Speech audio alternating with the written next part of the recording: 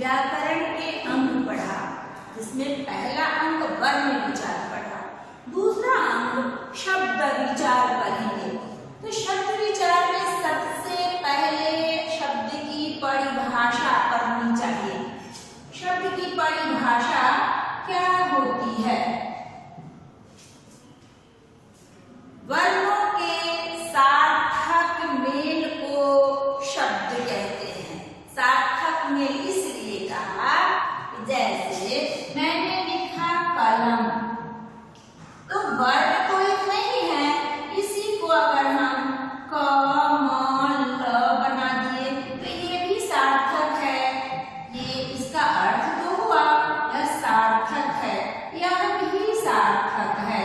किंतु इन्हीं को अगर हम लिख दिए म क ल, वर्ण तो इतना ही है, लेकिन इसका यह निरर्थक हो गया, कोई अर्थ नहीं हुआ। तो व्याकरण में सार्थक शब्दों का अध्ययन किया जाता है, निरर्थक शब्दों का अध्ययन नहीं होता है। हाँ, एक चीज को ध्यान रखेंगे कि कहीं जो सहचर शब्द हम पढ़ते हैं उसमें एक सार्थक के साथ राइमिंग शब्द की तरह, उससे मिलते जुलते शब्दों की तरह किसी शब्द का प्रयोग हो जाता है। जैसे हम बोलते हैं चाय वाय, तो चाय का अर्थ तो हुआ, किंतु वाय का अर्थ नहीं होता है, फिर भी हम लोग बोल देते हैं चाय वाय। तो पीछे से जो वाय है वो कहने मात्र के लिए है, उससे अर्थ का कोई संबंध नहीं है। इसलिए हम लोग इन बातों पर ध्यान देंगे कि व्याकरण हमेशा सार्थक शब्दों का ही अध्ययन करता है। तो हमने इन्हीं वर्णों में इसके क्रम बदल दिए तो निरर्थक शब्द बन गया। इसलिए व्याकरण की परिभाषा हम लोग करते हैं, वर्णों के सार्थक समूह को शब्द कहते हैं। शब्द किसे कहते हैं? वर्णों के सार्थक समूह को शब्द कहते हैं।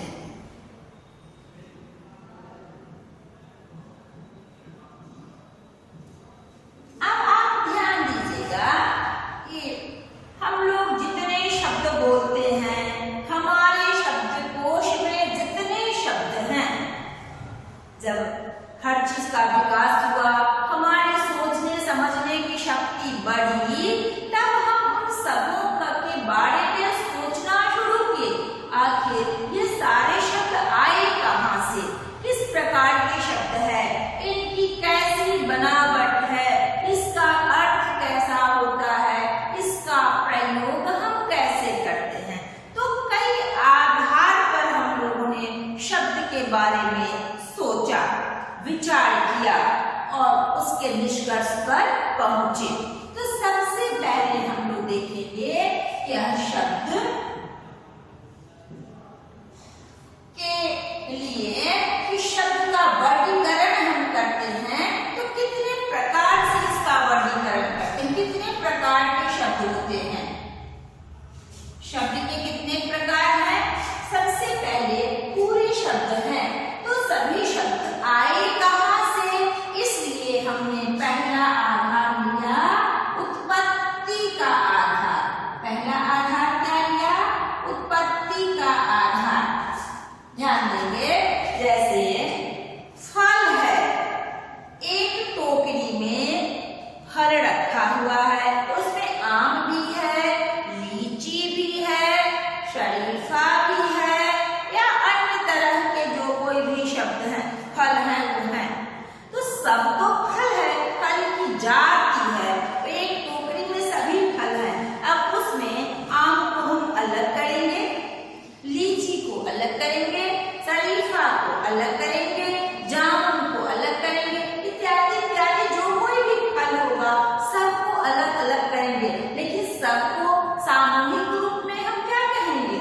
फल कहेंगे। वैसे ही हमारे बीच जो शब्द होते हैं वो शब्द कहाँ से आए,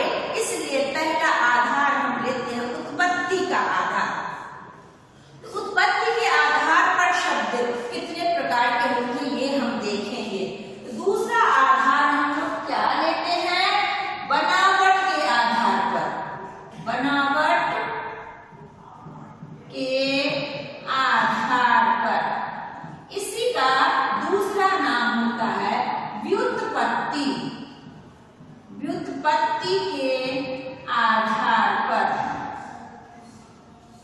इसी का तीसरा नाम हम कहीं ऐसा भी लिखा हुआ देखते हैं, रचना के आधार पर। यानी यह जो बनावट के आधार है, इसको हम 3 प्रकार के शब्दों से व्यक्त करते हैं, बनावट के आधार पर, व्युत्पत्ति के आधार पर और रचना के आधार पर। उसके बाद हम लेंगे, उसके बाद का प्रकार हमारा क्या होता है, तीसरा प्रकार हम करते हैं वाक्य के प्रयोग के आधार पर। तीसरा प्रकार क्या करते हैं हम, वाक्य के प्रयोग के आधार पर। वाक्य के प्रयोग के आधार पर।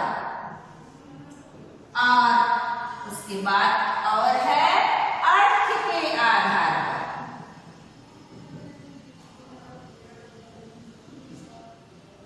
अर्थ के आधार पर तो ध्यान दीजिएगा, ये मुख्यतः 4 प्रकार आधार पर हम शब्दों के वर्गीकरण करते हैं। अब हम लोग देखें कि उत्पत्ति के आधार पर शब्द कितने प्रकार के होते हैं। तो उत्पत्ति के आधार पर शब्द मतलब यह हुआ, कोई भी शब्द कहाँ से आए, कहाँ इनका जन्म हुआ है, इस आधार पर हम शब्दों को खोजते हैं। उसके आधार पर उसके बारे में हम पता करते हैं कि यह शब्द कहाँ से आया, किसके और कहाँ इसका जन्म हुआ। तो देखिएगा, उत्पत्ति के आधार पर शब्द होते हैं हमारे 4 प्रकार के। कौन कौन होते हैं, तत्सम, दूसरा हुआ इसका तद्भव, तीसरा हुआ देशज, चौथा हुआ विदेशज। ये 4 प्रकार हुए। उत्पत्ति के आधार पर शब्द कितने प्रकार के होते हैं, 4 प्रकार के होते हैं। कौन कौन होते हैं, देशज, ये उत्पत्ति के आधार पर तत्सम, तद्भव, देशज और विदेशज। अब आप ध्यान दीजिएगा, या उत्पत्ति के आधार पर जो तत्सम होता है, तो तत्सम शब्द क्या होता है, ध्यान देंगे। हमारे यहाँ बोलचाल की भाषा पहले संस्कृत भाषा थी, उसके बाद कई चरणों में गुजरकर हमारी हिंदी आई है। संस्कृत है, उसके बाद पाली प्राकृत हुआ, उसके बाद अपभ्रंश हुआ, उसके बाद खड़ी बोली हुई और उस खड़ी बोली के बाद हिंदी आई। हम लोग अभी जिस हिंदी का प्रयोग करते हैं उसको आधुनिक हिंदी बोलते हैं। तो हम हिंदी व्याकरण पढ़ रहे हैं, इसलिए इसको जानना आवश्यक होगा। तत्सम का मतलब होता है तत्, संस्कृत का सर्वनाम शब्द है, जिसका मतलब होता है षष्ठी में रूप होता है तस्य समः, तत्समः, उसके समान। मतलब क्या हुआ, तत्सम की परिभाषा हम क्या करते हैं, संस्कृत के वे शब्द जो हिंदी में ज्यों का त्यों प्रयोग होता है, उसमें कोई परिवर्तन नहीं होता, उसे तत्सम शब्द कहते हैं। जैसे अब हिंदी में हम बोलते हैं अग्नि, हिंदी में बोलते हैं अग्नि, पवन, ये संस्कृत के शब्द हैं। वो संस्कृत के शब्द आ गए हैं हिंदी में, ज्यों के त्यों प्रयोग होते हैं।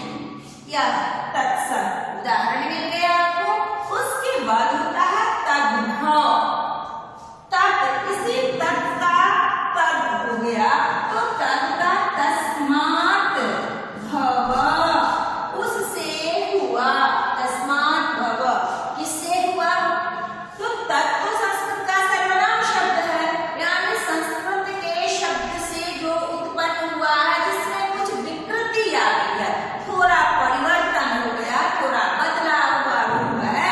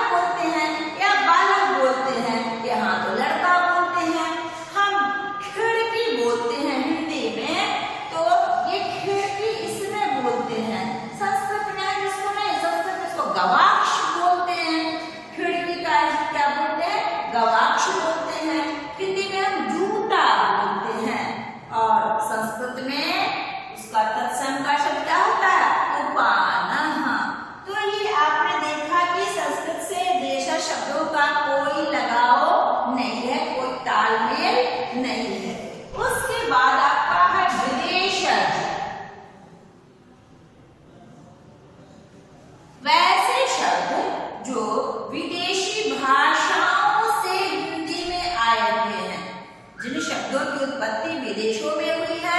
विदेशी भाषाओं में जिनका प्रयोग होता है उन शब्दों का अगर हम हिंदी में प्रयोग करते हैं उसको हम विदेशज कहते हैं। सीधे आप देखिएगा कि देश जो देश में जन्म लिया है वह देशज हो गया, जो विदेशों में जन्म लिया वह विदेशज हो गया। तो विदेशज भाषाओं में बहुत सारे शब्द हैं, जैसे हम बोलते हैं किताब। ये किताब हम बोलते जरूर है हिंदी में, लेकिन ये हिंदी के शब्द नहीं है, ये फारसी के शब्द है। हम हलवाई बोलते हैं, हमारे यहाँ जो मिष्टान बनाने वाला होता है उसको हम हलवाई बोलते हैं। तो हलवाई बोलते हैं, लेकिन ये हमारी हिंदी के शब्द नहीं है, ये अरबी के शब्द है। हम लोग चम्मच के बिना खाते नहीं, चम्मच बोलते हैं, लेकिन मेरी हिंदी के चम्मच नहीं है, ये तुर्की के। इस तरह बहुत सारे शब्द हैं। हम रोज स्कूल जाने की बात करते हैं तो स्कूल तो अंग्रेजी के शब्द है, हमारी हिंदी के नहीं है। हॉस्पिटल बोलते हैं, वह भी अंग्रेजी के शब्द है, हमारी हिंदी के शब्द नहीं है, किंतु हम हिंदी में इन सब का प्रयोग करते हैं। इसलिए हिंदी के शब्दकोश में तत्सम के शब्द हैं, तद्भव के शब्द हैं, देशज शब्द हैं और विदेशज शब्द हैं। इनको ध्यान से जरूर पढ़ना और समझना चाहिए। फिर आप ध्यान दीजिएगा, हमने दूसरा वर्गीकरण किया। तो दूसरा वर्गीकरण शब्द का मैंने क्या किया? दूसरा वर्गीकरण किया मैंने रचना के आधार पर। दूसरा वर्गीकरण में क्या है?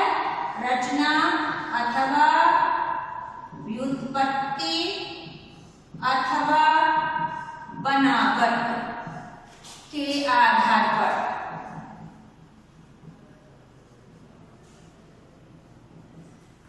इसके आधार पर शब्द कितने प्रकार के होते हैं? इसके आधार पर शब्द 3 प्रकार के होते हैं। ठीक है, इसके आधार पर शब्द कितने प्रकार के होते हैं? 3 प्रकार के होते हैं। कौन कौन? रूढ़ शब्द,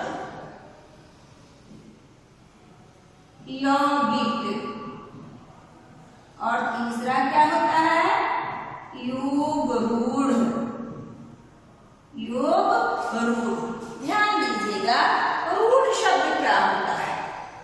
वैसा शब्द जो सामान्य अर्थ में हमेशा प्रयोग किया जाए, जो किसी विशेष अर्थों में प्रयोग न हो, कोई खास अर्थ उसका नहीं, सामान्य अर्थ में प्रयोग हो और इसके खंड नहीं हो, अर्थात शब्द के जो वर्ण अलग अलग करेंगे वो जो खंड होंगे वो निरर्थक होंगे, बेकार होंगे, उनका कोई अर्थ नहीं होगा। वैसा शब्द क्या कहलाता है? रूढ़ शब्द कहलाता है। जैसे उदाहरण ध्यान दीजिएगा, हमने कहा रोटी। ये रोटी है, तो रोटी हम लोग खाते हैं, उसको रोटी तो बोलते हैं, रोटी खाते हैं। हमारे घर में जो रोटियां बनती है उसके ऊपर मेरा ध्यान किसका है? दूसरा को उसका अर्थ नहीं होता। किंतु इसको जब हम खंड करेंगे, रो अलग टी अलग, तो ये हिंदी के लिए कोई अर्थपूर्ण शब्द नहीं हुआ, बेकार हो गया। इसलिए ऐसे शब्द को हम रूढ़ शब्द कहते हैं। दूसरा है हमारा यौगिक। यौगिक का मतलब क्या होता है? योग में, योग माने जोड़ना, और एक जिसमें जुड़ाव हो, जो जोड़ा गया हो, उसको हम यौगिक कहते हैं। यौगिक किसे कहते हैं? जो जुड़ा हुआ, अर्थात जो 2 शब्दों के योग से बना हुआ। जो शब्द एक से अधिक शब्दों के योग से बना हुआ हो और सार्थक हो, जिसके खंड हो सके, उस वैसे शब्द को हम यौगिक शब्द कहते हैं। जैसे हम बोलते हैं राजकुमार। राजकुमार। अब इसमें ध्यान दीजिएगा, इसको जब हम 2 भाग में बांटेंगे तो राजकुमार, इसके अंदर अर्थ छुपा है राजा का कुमार। राजकुमार, जो राजा का कुमार होता है उसी को हम राजकुमार कहते हैं। और तीसरा है योग रूढ़। ऐसे शब्द जो, अब इसमें देखिएगा अकेला रूढ़ है, इसमें योग है, और ये दोनों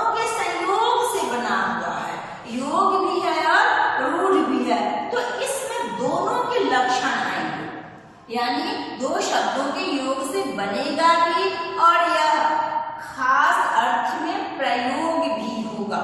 योग रूढ़ शब्द किसे कहते हैं?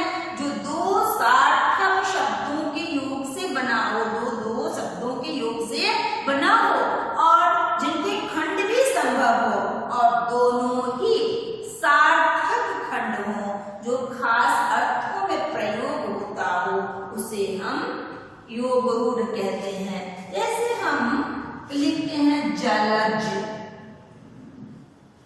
अब इसमें देखिएगा, आपने अनेक शब्दों के लिए एक शब्द पढ़ा होगा। श्वेत से जन्मा हुआ स्वेदज कहते हैं, जल में जन्मा हुआ जलज कहते हैं, वाणी में जन्मा हुआ वाणी कहते हैं। तो इस तरीके से जल है, एक खंड क्या है? जल है और दूसरा क्या है? ज है। ये ज आपके मन में लगता होगा कि ज का अर्थ कैसे हो गया? तो यहाँ जो ज है वो जन धातु संस्कृत का उसके योग से बना हुआ है। तो जल में जन्मा हुआ, दो भाग भी इसके हो गए और ये अर्थपूर्ण भी है।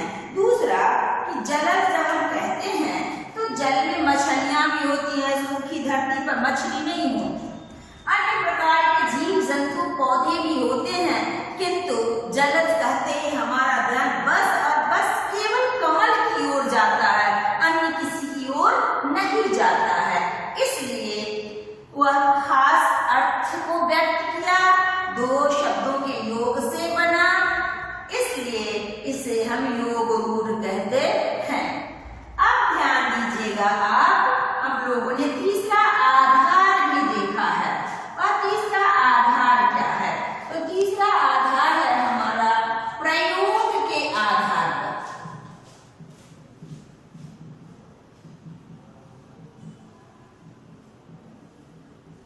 तीसरा आधार हमारा क्या है? प्रयोग के आधार पर। तो ध्यान दीजिएगा, प्रयोग के आधार पर शब्द दो प्रकार के होते हैं। कौन? एक होता है विकारी और दूसरा क्या होता है? अविकारी। विकार का मतलब परिवर्तन होता है, विकारी जिसमें परिवर्तन हो, जिसमें बदलाव हो, जिसमें बदलने की क्षमता हो, वैसा शब्द विकारी कहलाता है। और अविकारी, न विकारी, जिसमें विकार नहीं हो, जिसमें कोई परिवर्तन नहीं हो, जिसमें किसी प्रकार का बदलाव नहीं हो, ऐसे शब्द को हम अविकारी कहते हैं। ध्यान दीजिएगा, प्रयोग करते हैं तो कैसे करते हैं? विकारी शब्द में हम काल का, पुरुष का, वचन का प्रयोग करते हैं, लिंग का प्रयोग करते हैं। कहा लड़का पढ़ता है, लड़के पढ़ते हैं, तो लड़का एक वचन है और लड़के बहुवचन हो गया, इसमें परिवर्तन तो हुआ। पढ़ता है, पढ़ते हैं, इससे परिवर्तन तो हुआ। पढ़ना एक ही क्रिया है मूल, और मैं पढ़ता हूं कह दिया, परिवर्तन तो पढ़ना में हुआ। तो कहा कि जिन शब्दों के प्रयोग में लिंग का, पुरुष का, वचन का, कारक इत्यादि के अनुसार परिवर्तन हो, वह क्या कहलाता है? विकारी कहलाता है। और जिसमें कोई परिवर्तन नहीं हो, वह अविकारी कहलाता है। हिंदी में हम शब्द के मुख्यतः 5 भेद पढ़ते हैं। आप अंग्रेजी में तो 8 पढ़ते हैं, तो 8 में जो 4 पढ़ते हैं उसका एक ग्रुप हिंदी में अव्यय कहलाता है। ठीक है, जिसमें अव्यय में हम क्या पढ़ते हैं? समुच्चय वाचक पढ़ते हैं, क्रिया विशेषण पढ़ते हैं, विस्मयादि बोधक पढ़ते हैं, यानी जो पढ़ते हैं वो आ जाता है हमारे अविकारी अव्यय के रूप में। तो ध्यान दीजिएगा, विकारी में कौन कौन आता है? संज्ञा शब्द जितने भी होंगे सब विकारी के अंतर्गत आएंगे। सर्वनाम शब्द भी विकारी के अंतर्गत आएंगे। विशेषण है, हम बोलते हैं लड़का पतला है और लड़की पतली है। पतला होना देखी है, लेकिन लिंग के अनुसार उसमें परिवर्तन हो गया, इसलिए विशेषण भी विकारी शब्द होता है और क्रिया भी विकारी शब्द होते हैं। यानी विकारी के अंतर्गत कितने प्रकार के शब्द आ गए? 4 प्रकार के आ गए। संज्ञा, सर्वनाम, विशेषण और क्रिया। अव्यय ऐसा रूप है जिसमें कोई परिवर्तन नहीं आता है। ठीक है, समुच्चय बोधक में भी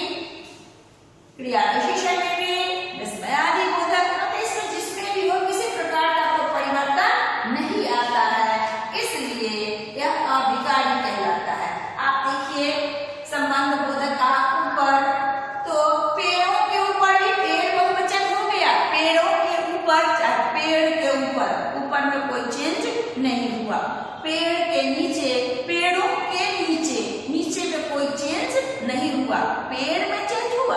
तो पेड़ संज्ञा है, उसमें एक वचन और बहुवचन का अंतर हुआ है, बाकी ऊपर और नीचे अव्यय है, इसमें कोई परिवर्तन नहीं हुआ है। यह संबंध बोधक अव्यय है। हम कहते हैं घर के भीतर अंधकार है, तो भीतर है, अब घर के भीतर बोले या घरों के भीतर बोले? घर और घरों का वचन तो बदल दिया, लेकिन भीतर का वचन परिवर्तन नहीं हुआ और ज्यों का त्यों रह गया। हम बोलते हैं अरे वाह, अरे कितना सुंदर दृश्य है, अरे कितने अच्छे लड़के हैं, अरे मयूर नाच रहे हैं, वाह शाबाश बच्चे। इस तरह के हम जो कुछ भी विस्मयादि बोधक में प्रयोग करते हैं उसमें कोई परिवर्तन नहीं आता, इसलिए अव्यय रूप पूरा क्या होता है? अविकारी होता है और बाकी विकारी होता है। एक आधार आपके बीच और बचा है अर्थ के आधार पर। तो अर्थ के आधार पर भी शब्द के कितने प्रकार होते हैं इसका ध्यान दीजिएगा। अर्थ के आधार पर शब्द के 4 प्रकार होते हैं। कौन कौन? एकार्थी शब्द, अनेकार्थी शब्द,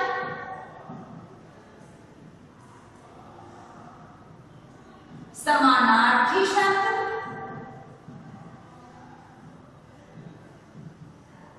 और विलोम शब्द।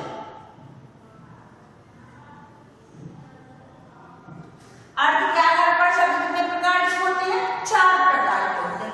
एकार्थी शब्द जिसका बस और बस केवल एक ही अर्थ हो, वह कभी दूसरा अर्थ नहीं दे सकता, वह एकार्थी हुआ। अनेकार्थी शब्द होता है जिस शब्द के एक ही शब्द तो एक ही है, लेकिन सब स्थान के अनुसार उसके कई अर्थ हो जाते हैं, अनेक अर्थ। जैसे हम लोग बोलते हैं पीतांबर, तो अंबर का मतलब आकाश भी होता है, अंबर का मतलब कपड़ा होता है। अब वहाँ पीतांबर बोलते हैं तो कपड़ा का रंग पीला हो सकता है, आकाश का रंग पीला सामान्यतः नहीं होता, इसलिए हमको वहाँ कपड़ा अर्थ लेना होगा। तो ऐसा शब्द जिसके एक से अधिक अर्थ होते हैं उसको हम अनेकार्थी शब्द कहते हैं। अब समानार्थी शब्द होता है, आपने पर्यायवाची शब्द पढ़ा होगा, एक ही अर्थ को बताने वाले कई शब्द होते हैं। जैसे हम लोग आग बोलते हैं तो आग को बताने के लिए अग्नि भी बोलते हैं, हम अनल भी बोलते हैं, हम ज्वाला भी बोलते हैं, बहुत सारे शब्द बोलते हैं, सबका अर्थ एकमात्र आग होता है। जल बोलना है तो जल के लिए हम कहीं अप बोलते हैं, कहीं नीर बोलते हैं, कहीं पानी बोलते हैं, कहीं उदगम बोलते हैं। तो सबका अर्थ केवल जल ही आता है, इसका कोई दूसरा अर्थ नहीं होता, इसलिए समानार्थी हो गया।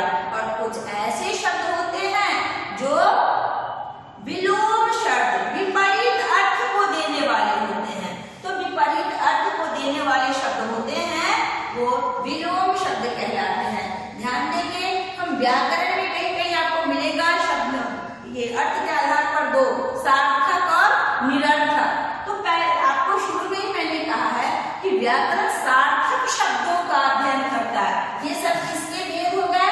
सारे सार्थक शब्द के भेद, सार्थक शब्द के भेद हो गए। कितने? 4। और निरर्थक शब्द हैं, निरर्थक शब्दों का कोई प्रयोग नहीं होता। मैंने बताया कि सहचर शब्द के रूप में कहीं कहीं हम उसका प्रयोग करते हैं, जो सुनने और बोलने मात्र के लिए होते हैं, अर्थ से उनका कोई संबंध नहीं होता। तो आप देखेंगे आपकी पुस्तक में बहुत तरह के शब्द दिए गए हैं, आप अवश्य ही उनको याद रखेंगे। आपको जितने पारिभाषिक शब्द हैं सबको याद रखेंगे, अभ्यास बनाएंगे, न आने पर आप अवश्य ही शिक्षक से मदद लेंगे।